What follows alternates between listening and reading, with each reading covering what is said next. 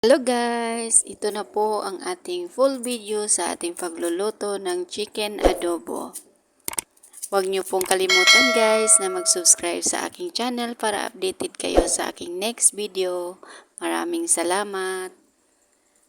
Ayan po, piniprepare ko lang po ang mga gagamitin natin. Depende sa atin kung lagyan natin ng patatas yung chicken adobo natin. Ako, nagluluto ako ng chicken adobo, nilagyan ko ng patatas para pangdagdag lasa lang. Naghiwa ako ng garlic, onion, ginger, chili. Yan lang po lahat ang ating gagamitin para sa pagluluto. Ganyan din ako maghiwa ng patatas. Yan, may patatas tayo, garlic, chili, ginger, onion, and chicken. Ayan, nakaprepare na lahat, kaya ready to cook na po tayo. Ang una ko pong nilagay guys, nagpainit ako ng oil, tapos sinunod ko yung garlic, onion, chili, and ginger. Pinapalabas lang natin yung bango. Pag lumabas na yung aroma niya, isunod natin yung patatas para masarap talaga ang ating chicken adobo. Tapos sinunod ko yung chicken.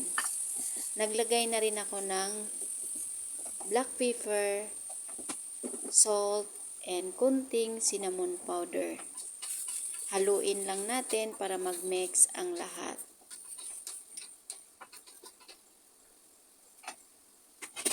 Huwag bigla-biglang maglagay ng dami ng salt, konti-konti lang para hindi maalat ang ating chicken adobo.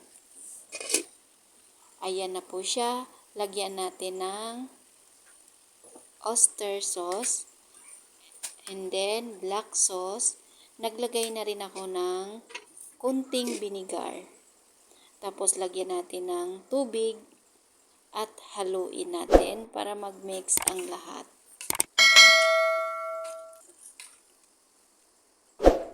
Nag-add pala ako ng black sauce guys.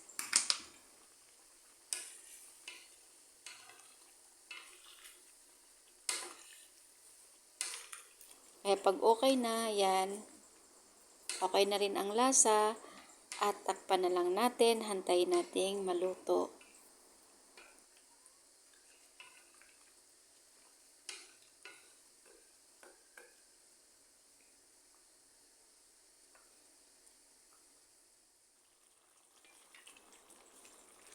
Yan na po siya guys, luto na po ang ating chicken adobo. Sarap ng amoy. Amoy pa lang, busog na.